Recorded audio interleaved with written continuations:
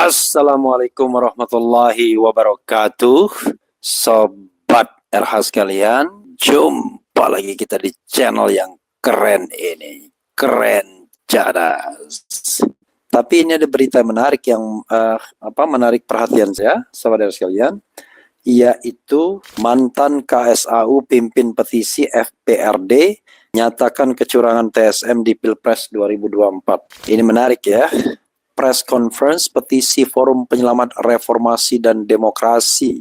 Oke, Jakarta, Forum Penyelamat Reformasi dan Demokrasi (FPRD) mengeluarkan petisi terkait pelaksanaan akademisi, budaya, dan tokoh masyarakat ini menyatakan telah terjadi kecurangan yang terstruktur, sistematis, dan masif TSM dalam penyelenggaraan pesta demokrasi tahun ini, khususnya pemilihan presiden Pilpres 2024, baik sebelum hari H, pada hari H, Rabu 14 Februari 2024, dan pasca hari H, yang antara lain berupa terjadinya abuse of power, penyalahgunaan kekuasaan, ujar mantan Kepala Staf Angkatan Udara Kasau, Marskal TNI Purnawirawan Agus Supriyatna sebagai perwakilan FPRD saat menyampaikan petisi di ruang Janur Sari, Kelapa Gading Sports Center, Jakarta Utara pada Sabtu 24 Februari sore. Agus menduga terjadi ketidaknetralan Presiden dengan melakukan intervensi terhadap Mahkamah Konstitusi, MK, Komisi Pemilihan Umum, KPU, Badan Pengawas Pemilu Bawaslu, Dewan Kehormatan Penyelenggara Pemilu, DKPP. Bahkan melakukan pengerahan aparatur sipil negara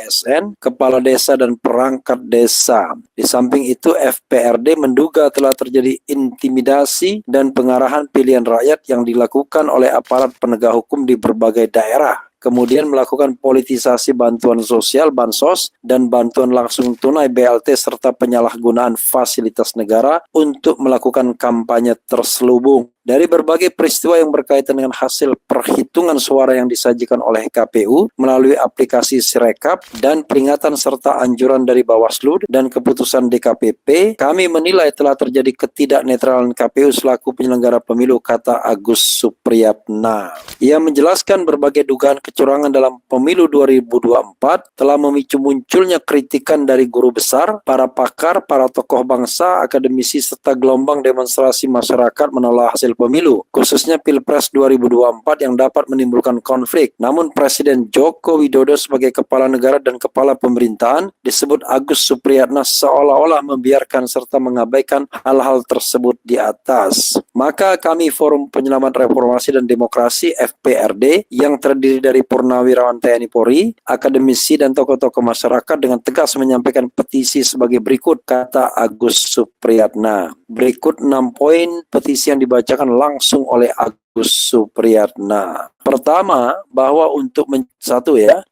mencegah terjadinya perpecahan dan atau untuk menjaga keutuhan dalam berbangsa dan bernegara serta tidak menimbulkan kerusakan yang semakin parah dalam sistem ketatanegaraan, menghentikan atau setidaknya menghindari penyalahgunaan kekuasaan yang berkelanjutan, kami mendesak Presiden Joko Widodo untuk sukarela mengundurkan diri dari jabatan Presiden Republik Indonesia. Apabila Presiden Joko Widodo tidak mengindahkan poin 1 di atas, maka kami mendesak kepada DPR RI untuk mengajukan hak angket guna menyelidiki kecurangan pemilu 2024 serta dugaan penyalahgunaan kekuasaan dan anggaran negara oleh Presiden demi memenangkan pasangan paslon tertentu dalam Pilpres 2024. Dengan mempertimbangkan kecurangan yang terjadi pada Pilpres 2024 secara terstruktur, sistematis, dan masif TSM, kami menuntut pembatalan hasil Pilpres 2024 dan melaksanakan pemilihan presiden yang ulang dengan terlebih dahulu mengganti seluruh perangkat penyelenggara pemilu karena sudah terbukti bertindak tidak transparan, tidak profesional, dan tidak amanah dalam menjalankan tugasnya.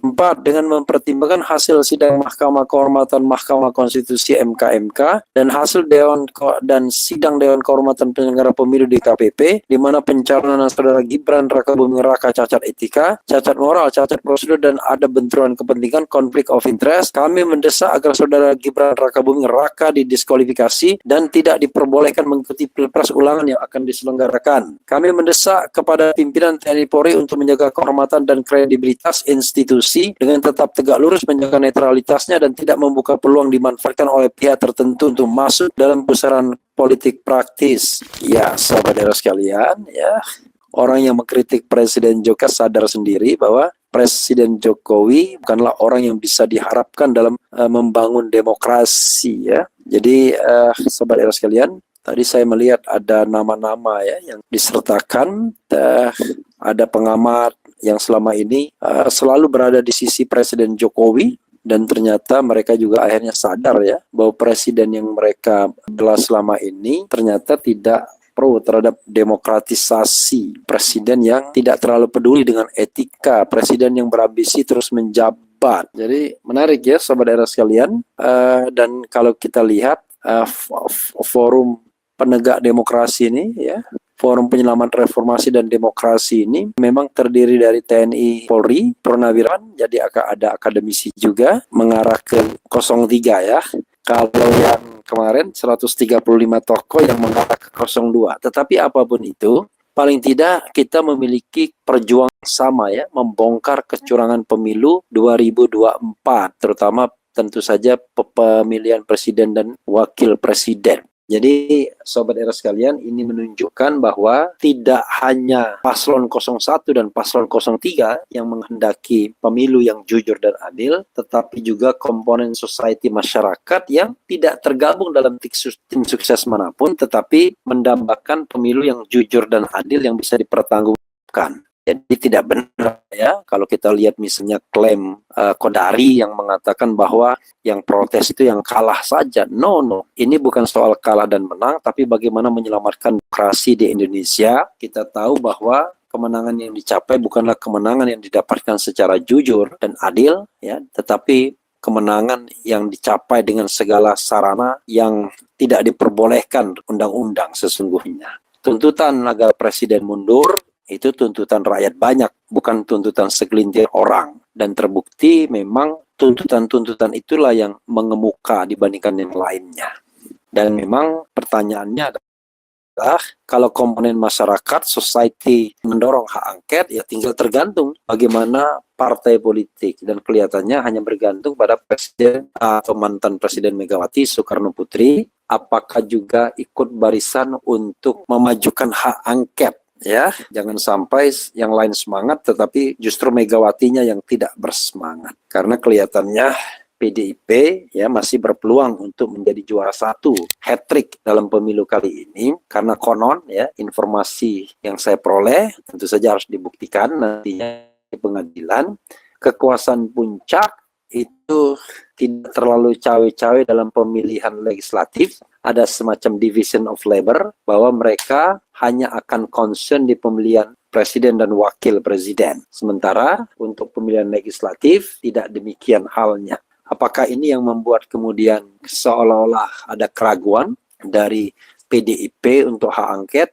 We don't know exactly ya. Karena terus terang kalau kita bicara tentang pemilu 2024, pemilu itu kan tidak hanya pemilihan presiden tapi pemilihan legislatif. Kalau kemudian ada upaya untuk mengungkapkan adanya kecurangan dalam pemilu 2024, ya maka ya kita harus siap buka-bukaan. Tetapi concern terbesar masyarakat Indonesia harusnya pada pemilihan presiden dan wakil presiden. Di situ akan kelihatan. Sekali lagi, ini adalah dorongan yang kuat dari masyarakat dan tidak seharusnya diabaikan. Ya kalaupun diabaikan, maka kelihatannya masyarakat ya ditantang. Apakah kita memang kuat? Organisasi kita kuat, barisan kita kuat, keinginan kita kuat, tekad kita kuat mendukung atau mewujudkan pemilu yang jujur dan adil, ataukah sekedar omon-omon juga yang seperti dikatakan oleh ya katakanlah juru kampanye, juru bicara dari 02. Nah, ya kita lihat nanti, kita buktikan apakah ini sekedar barisan omon-omon, apakah barisan yang serius untuk menggerakkan energi bagi terwujudnya pemilu yang jujur dan adil, terutama pemilihan umum presiden dan wakil presiden. Sobat era sekalian, kali ini yang bertindak Agus Supriyatna dan kawan-kawan. Kita tahu Agus Supriyatna ini baru saja pensiun sesungguhnya. Jadi Marsikal TNI Agus Supriyatna adalah mantan Kepala Staf TNI Angkatan Udara yang menjabat sejak 2 Januari 2015 hingga 18 Januari 2017. 2 tahun ya. Agus pernah menjabat sebagai Pangko Opsau 2. Jadi Agus Supriyatna kelahiran 28 Januari 1959 ya, mirip-mirip saya, usia 65 tahun.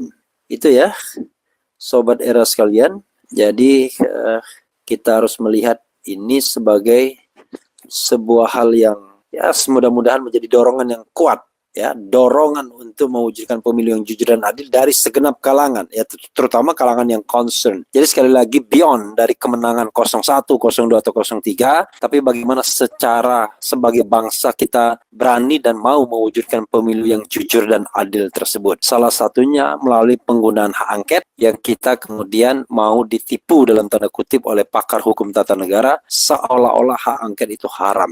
No, jawabannya. Hak angket itu halal, bisa digunakan kapan saja untuk kebutuhan yang terkait dengan definisi hak angket itu sendiri, yaitu pertama, pelaksanaan undang-undang, yang kedua adalah kebijakan eksekutif yang penting dan strategis dan berdampak pada kehidupan bangsa dan negara yang diduga ada pelanggaran hukumnya. Jadi jangan coba-coba pakar hukum tata negara menipu kita semua seolah-olah hak angket itu adalah hak yang haram dan menganggap DPR tidak tahu batas-batas kekuasaannya. Tentu saja melalui angket, ya, DPR tidak bisa membatalkan hasil pemilu, tetapi melalui angket setidaknya DPR mampu dan bisa mengungkapkan kecurangan-kecurangan yang akan menjadi feeding bagi sengketa di Mahkamah Konstitusi ke depan kalau seandainya bersengketa, atau menjadi bagian dari kontrol terhadap praktik-praktik curang dalam pemilu. Saya banyak mendengarkan gosip perilaku penyelenggara pemilu, tapi ya sudahlah, gosip kan harus dijelaskan, diinvestigasi. Itu saja Sobat RS sekalian. Wassalamualaikum warahmatullahi wabarakatuh. Keren, cadas.